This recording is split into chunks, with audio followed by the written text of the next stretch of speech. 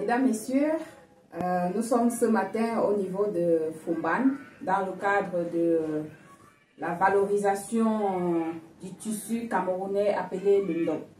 Et aujourd'hui, nous avons le privilège d'avoir en face de nous le docteur Njoya, qui est un historien de l'art et qui s'est spécialisé dans ce domaine du ndop et qui aujourd'hui doit nous fournir des éléments de compréhension du tissu ndop depuis son origine jusqu'à sa valorisation. Je suis Avenir Géraldine Mekenga, je suis camerounaise, anthropologue de formation et jeune professionnelle du patrimoine culturel. Alors, Monsieur Njoya, est-ce que vous pouvez brièvement vous présenter? Oui, moi je suis Idriss Njoya, je suis artiste par vocation, chef du département d'histoire de l'art, des arts décoratifs de fonction et historien de l'art de formation. Donc je suis en plus de ça, je suis consultant au musée du Palais des Rois Bamou et directeur de la maison de la culture du Palais des Rois Bamou. Bon, si je comprends bien, nous sommes dans votre territoire. Est-ce que vous pouvez, en quelques mots, nous dire quelques notions de compréhension sur les peuples Bamou en général? Oui, il est clairement défini que les Bamou sont les descendants des Tikar.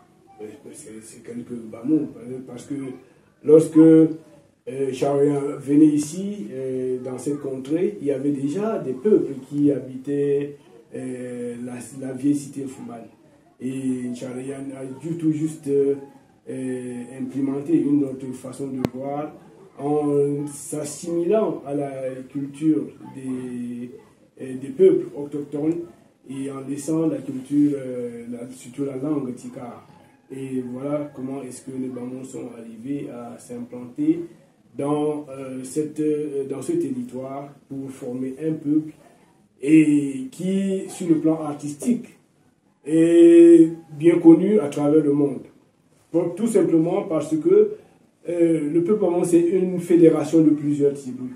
Et chaque tribu a apporté son savoir-faire à l'édification de l'art et de la culture Bamou. Et c'est l'ensemble de ces petits peuples-là qui, chacun, apporte un savoir-faire pour un changement. Et c'est pour cela que l'art Bamou se trouve être un art prisé à travers le monde. Dans le cadre de notre travail de ce matin, l'accent est mis sur le tissu ndop. D'après mes recherches, le peuple Bamou est plutôt spécialisé dans ce qu'on appelle le mvet. Est-ce que vous pouvez, en quelques mots, nous donner la différence entre les deux costumes? Oui, pour me résumer, je veux dire que le mvet n'est pas une spécialisation. C'est un vêtement, un costume d'intronisation tout simplement. Mais les Bamou ont également travaillé sur le ndop. Et l'origine même du ndop se perd dans la nuit des temps. Parce que même les Wukari du Nigeria revendiquent la paternité du ndop. Et chaque peuple du grassland camerounais revendique la paternité du ndop. Mais ce que je peux dire par rapport à ce ndop, c'est que les Bamou ont connu l'histoire du boubou au XVIIIe siècle avec l'arrivée au pouvoir du Mbombo le Conquérant. Et il est dit dans une histoire que lorsque Mbombo avait donné naissance à un bébé, sa femme, qui aimait beaucoup l'esthétique, a fabriqué un petit habit qu'il a porté sur le bébé. Et lorsque sa coépouse est venue pour porter le bébé, et elle s'est exclamée: "Oh, mon pou", c'est-à-dire, oui, oh, l'enfant, le bébé est beau. Et c'est le mon pou qui rentre dans le vocabulaire des Bamou, et mon pou signifie l'habit. Voilà là où on peut d'abord prendre le premier volet de cette question. Mais le second, c'est toujours sous le règne du roi Bobo le Conquérant. Lorsque son fils Ntoupou était mort, Ntoupou était un fils, un prince très très influent, un prince très puissant. Et lorsqu'il était mort, les Bamou savaient qu'il était mort de suite d'une guerre de succession. C'est-à-dire qu'il voulait prendre le pouvoir de son père.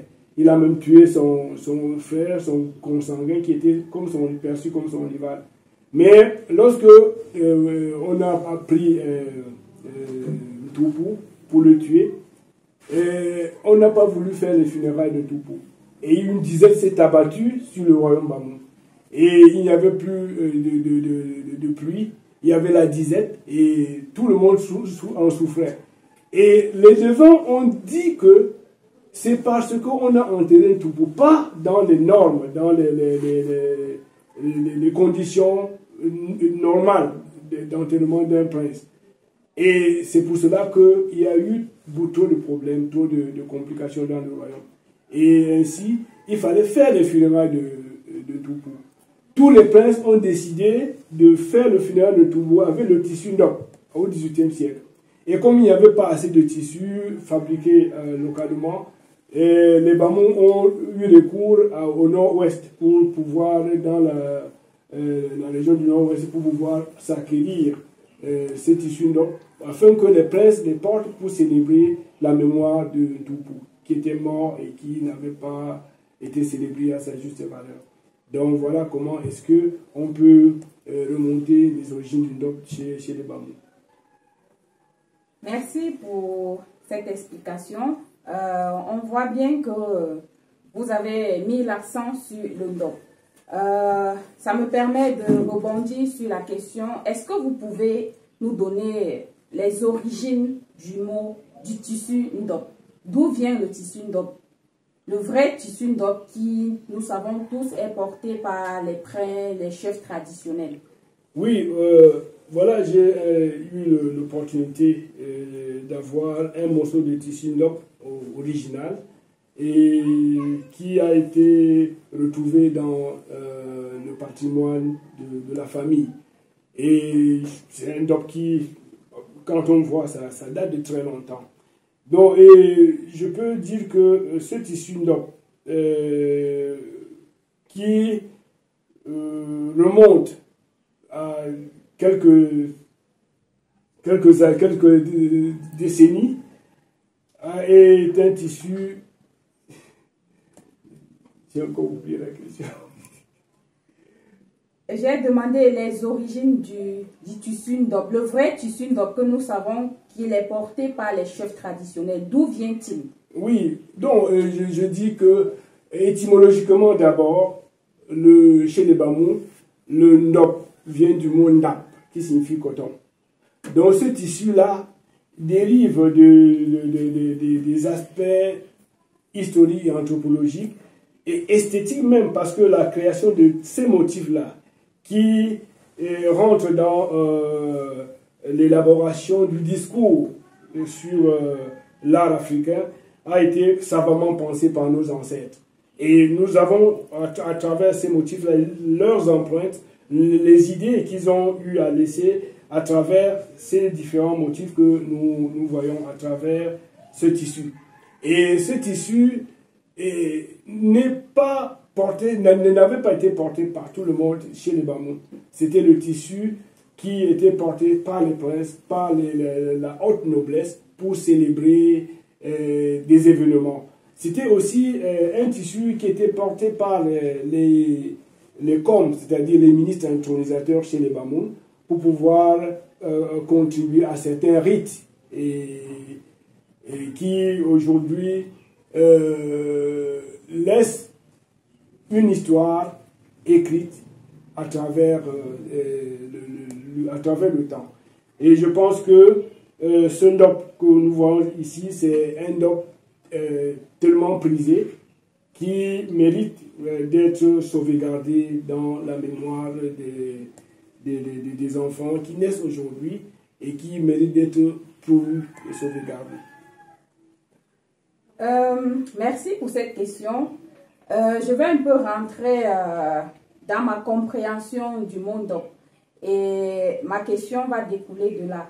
Est-ce que déjà je peux toucher ce tissu? Parce que depuis que je suis née, on m'a fait comprendre que le tissu Ndop n'était pas touché par n'importe qui et n'importe comment et n'importe où. Alors ma question c'est de savoir si ce Ndop que vous avez à la main est le vrai Ndop. Pourquoi est-ce que moi j'ai la possibilité de le toucher ou vous avez la possibilité de le toucher? Oui, vous savez qu'avec l'histoire, avec l'avancée des temps, il y a eu le phénomène de la religion qui est venu contrecarrer d'une façon ou d'une autre ce que la tradition a prescrit, ou bien faciliter la compréhension de ce que la tradition a autorisé, ou bien interdit ce que c'est vice-versa. Soit il interdit ce que la tradition autorise, soit il autorise ce que la tradition interdit. Voilà comment est-ce que le ndop est devenu un tissu aujourd'hui vendu sur le marché. Mais le vrai ndop qui rentre dans les rituels, on ne peut pas retrouver ce ndop-là sur le marché. Et pour porter même ces costumes fabriqués avec ce ndop-là, qui contribuent, qui participent à des rituels, ce n'est pas tout le monde qui doit toucher à ce costume. Si vous le portez, vous risquez d'avoir un malheur subi et qui peut entraîner soit votre cécité, soit votre capacité à ne plus enfanter, ainsi de suite. Donc, ce ndop n'est pas autorisé à être touché par tout le monde, et parce que c'est un ndop original et qui a été utilisé dans certains rituels. Merci pour la question. Puisque nous parlons des origines du costume ndop, ma question c'est de savoir comment est-il fabriqué? Quelle est la matière utilisée pour fabriquer ce tissu? Oui, il y a ce qu'on appelle dans le jargon des arts décoratifs la teinture par réserve. Donc, on a d'abord cousu, on a d'abord tissé à base du coton ce tissu en lamelles. Comme vous voyez là, c'est des lamelles. Lorsqu'on a cousu, on a essayé de rallier ces différentes lamelles pour obtenir un tissu un peu plus large sur lequel on peut intervenir pour mettre les motifs. Donc, je pense que cette question que vous venez de poser mérite vraiment d'être appréhendée par tout le monde, pour tous les Camerounais.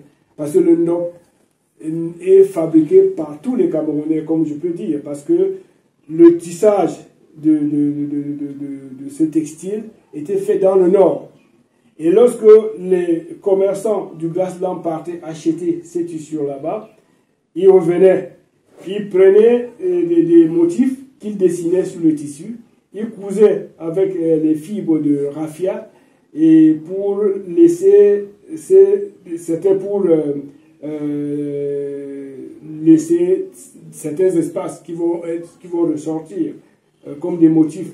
Et puis, après avoir cousu, ils retournaient au nord pour tremper là dans des puits qu'on appelle, qui contenaient une solution appelée l'indigo. C'est-à-dire, c'est une sève d'un arbre qu'on appelle l'indigotier. Et lorsqu'ils trempaient là-dedans, ils faisaient découper les fibres, ils enlevaient, et puis les espaces qui étaient cousus au préalable restent blancs, et ça crée aussi ainsi des motifs sur le tissu. Et ce que nous pouvons constater, c'est que ce tissu-là ne devrait pas être porté à tout moment, parce que le fait de laver, le fait d'entretenir déteint à ce tissu et lui enlève cette valeur qui lui a été donnée, qui lui a été inculquée à travers le temps. Et puis, on rentre maintenant dans les cérémonies. C'est un tissu qui était très difficile à être conçu et qui était aussi prisé sur le marché parce qu'on ne faisait pas le demander un jour. Merci pour cette brillante explication. Puisqu'on parle des motifs, est-ce qu'il y a une signification réelle par rapport aux différents motifs que nous retrouvons sur le ndop?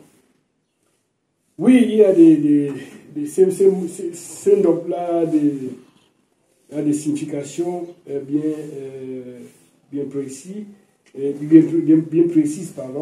et qui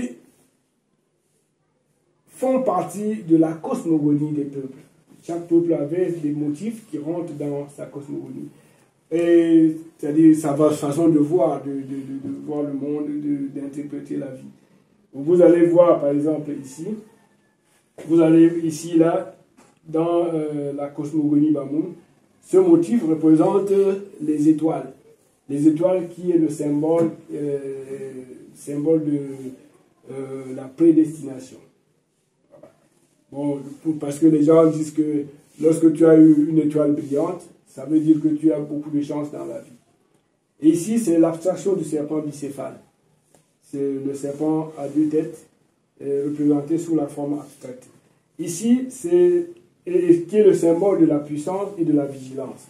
Nous avons ici les motifs que les Bamou appellent Jaankou, qui signifie les têtes de lance. Et la lance, dans la tradition africaine, est le symbole de la puissance militaire.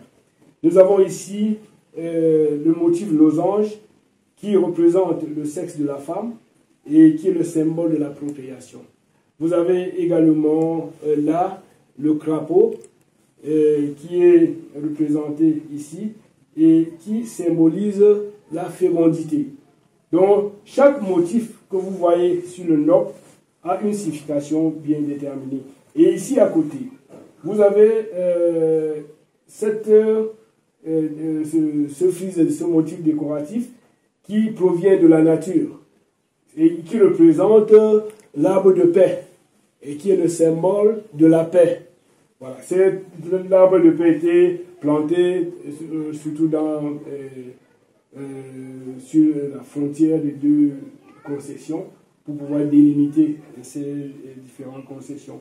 Et pour éviter aussi qu'il y ait de querelles de terrain et pour pouvoir amener les gens à vivre dans l'entente. Voilà comment je peux parler de ces différents motifs.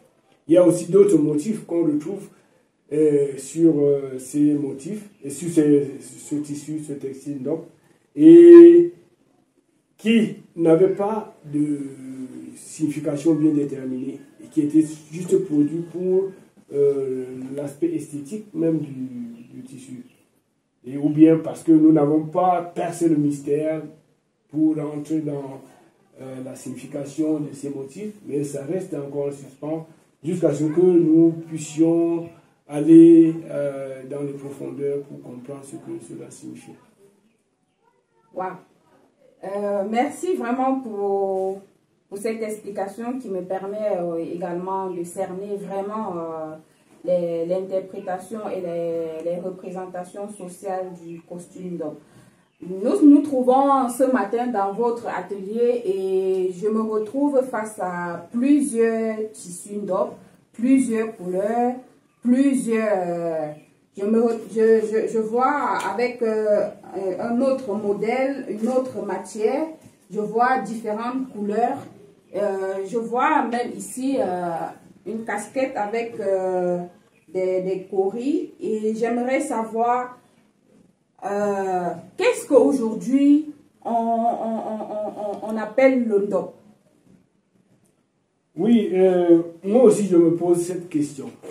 Parce que lorsque je décorais les murs du palais des rois Bamou, cette question-là me taraudait l'esprit. Parce que le ndop qui était maintenant porté sur le mur, les gens appelaient toujours cela ndop. Mais au départ, on savait que le ndop, c'était tout simplement le tissu sur lequel on appose des motifs décoratifs et qu'on obtient la couleur bleu indigo et la couleur blanche. Le bleu indigo ici, représente la vie et le blanc, c'est la mort. Donc, c'est cette coprésence qui donne même au ndop tout son aura et sa sacralité. Parce que le ndop est porté à des événements heureux comme à des événements malheureux. Lorsque je décorais donc les murs du palais des rois Bamou, j'ai été confronté à cette question. Les gens disaient que bon, vous faites des motifs ndop, vous travaillez le ndop sur le mur Je me suis dit, est-ce que on peut appeler ça ndop, puisque c'est fait sur le mur. Le ndop, pour moi, est-ce que le ndop que nous voyons là, est-ce la couleur blanche et noire? Est-ce les motifs qu'on retrouve sur le ndop? Ou bien le ndop, c'est tout simplement un déploiement d'un élément qu'on retrouve dans des frises décoratives d'origine africaine? Bon, je me suis posé cette question et je me suis dit que le ndop, pour moi, serait tout d'abord des motifs et le support peut venir après. Et j'ai aussi eu à faire d'autres types de ndop sur différents tissus.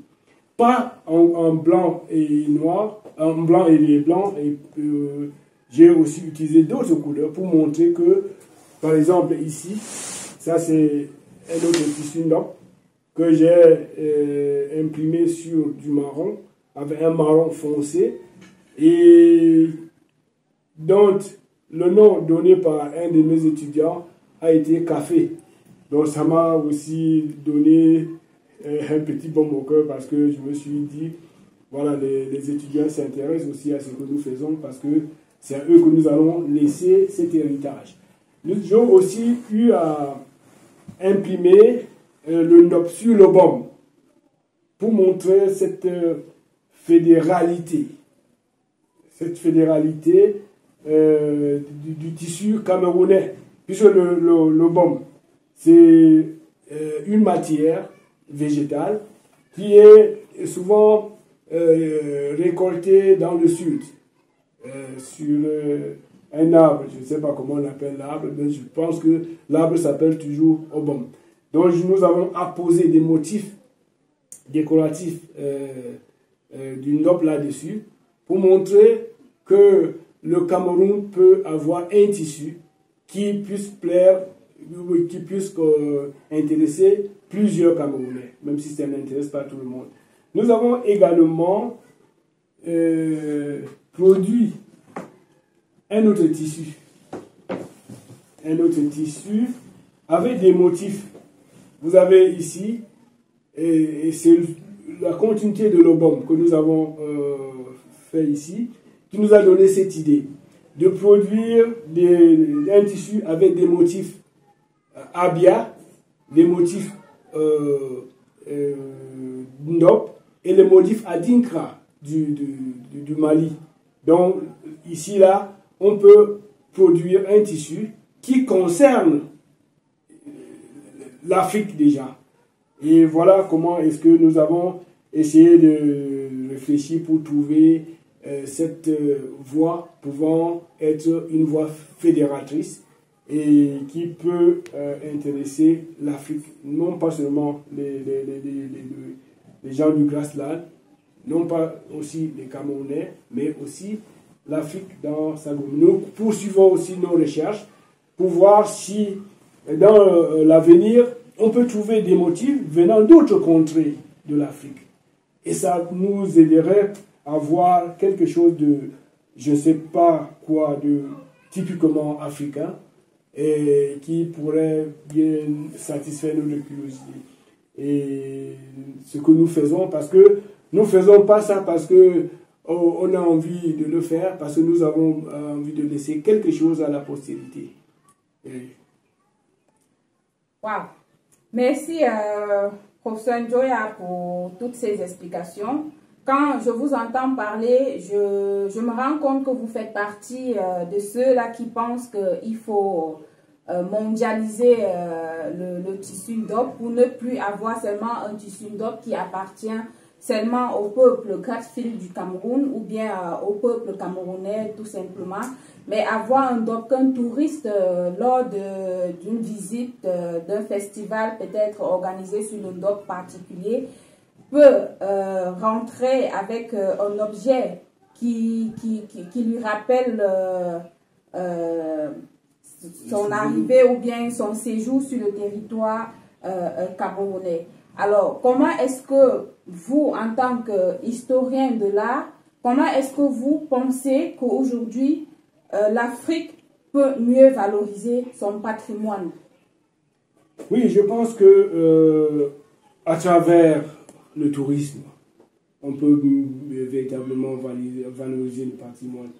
Nous sommes ici à Foumban et notre préoccupation, c'est de pouvoir faire connaître ces éléments du patrimoine culturel négro-africain qui est un patrimoine cher et qui mérite d'être sauvegardé.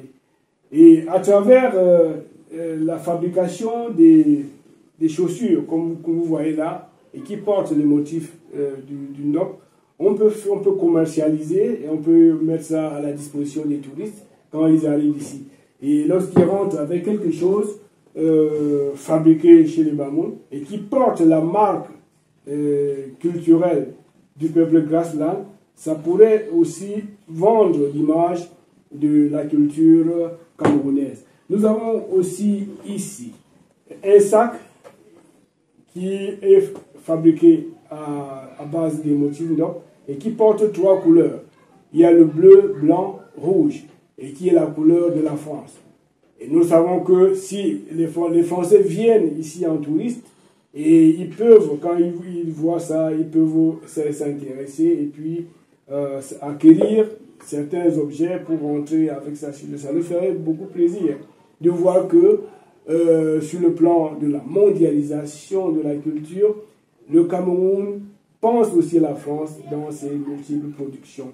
Et nous avons des chapeaux comme ça qui sont produits et qui devraient normalement contribuer au développement touristique. Nous avons également pensé à produire des t-shirts qui doivent être mis à la disposition de tout le monde parce que ces t-shirts, c'est des t-shirts qui ne coûtent pas aussi très cher et qui peuvent nous aider également à vendre notre culture, la culture camerounaise, la culture Bamoun, la culture Grassland. Et nous avons également des tissus sur lesquels nous avons imprimé les motifs de l'écriture Bamoun. Donc c'est une autre démarcation de ce travail que nous avons fait. Bon, ici c'est tout simplement un boubou qui peut être mis à la disposition des touristes et qui viendraient visiter le royaume Bamoun. Je pense qu'il y a quand même, nous avons travaillé sur beaucoup de motifs et le moment venu, nous allons partager tous ces motifs-là avec vous et nous allons peut-être avoir une galerie où on peut mettre tout ça pour le plaisir du touriste qui arriverait en pays Bamoun. Merci pour ces explications. En votre qualité d'historien de l'art, ne pensez-vous pas que l'ouverture d'une DOP à l'échelle internationale pourra désacraliser ou bien contribuer à la perte même de l'origine ou bien de la valeur patrimoniale et culturelle d'une DOP que nous connaissons, qui normalement représente l'histoire ou bien la culture des peuples Grassfield en particulier et des Camerounais en général? Oui, merci pour cette question. Nous avons une préoccupation, celle de vendre la culture africaine, la culture camerounaise, la culture Bamoun.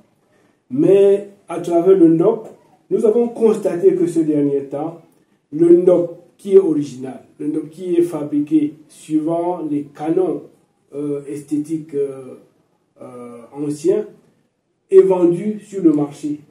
Et ce qui fait que le NOP est déjà vulgarisé et désacralisé. Nous avons vu à la SICAM ce type de tissu NOP qui est fabriqué par la SICAM.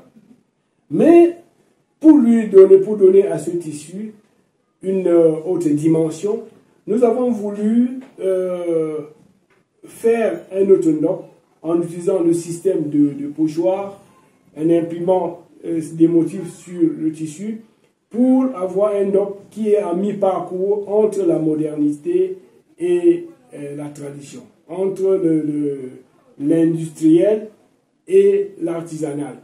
Donc voilà ce qui fait notre préoccupation aujourd'hui. Ce n'est pas une façon de désacraliser le NDOP, mais c'est une façon de le valoriser d'un côté, parce que nous voulons que le NDOP original, le NDOP authentique, puisse être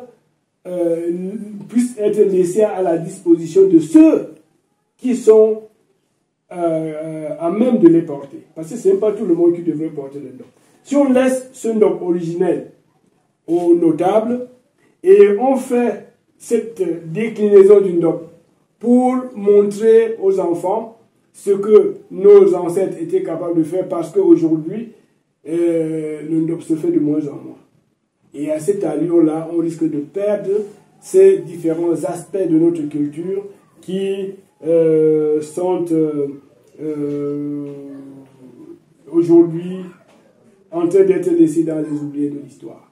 Et voilà pourquoi nous avons voulu donner une autre dimension au NDOP pour le faire porter par des gens qui ne sont pas dans les sociétés secrètes et qui ont envie de porter et de vendre leur culture.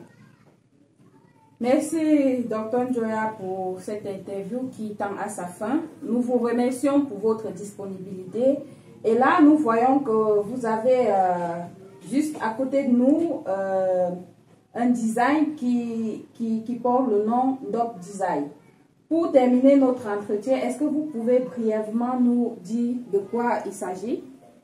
Oui, c'est une plaque qui annonce l'ouverture d'une galerie dans lequel nous allons produire des motifs de design de NDOP différents et fabriquer des gadgets pour pouvoir qui peuvent être vendus sur le marché. Et ce NDOP Design, nous avons déjà créé, je vais vous montrer mon livre, mon cahier de recherche, là où je dessine les motifs d'habits qui vont être réalisés. Donc, on va créer des motifs d'habits, on va faire des chaussures, on va faire des écharpes, on va faire des chapeaux pour mettre dans cette boutique. Et cette boutique, ce n'est pas pour moi. Je ne le fais pas pour moi. Je fais ça pour montrer notre dimension de la formation que nous donnons aux étudiants de l'Institut des Beaux-Arts. Donc je vais laisser ça à la disposition des étudiants. Et puis je vais leur montrer ce qu'ils peuvent faire dans ce cadre-là. Lorsque un étudiant réalise son objet, il peut laisser là-dedans. Et puis on aide à vendre. Parce que ça peut aussi aider les étudiants à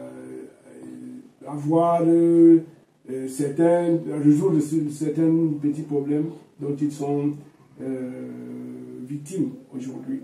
Parce que lorsque c'est le temps de faire des mémoires, il y a des étudiants qui manquent même 2000 francs pour faire des impressions.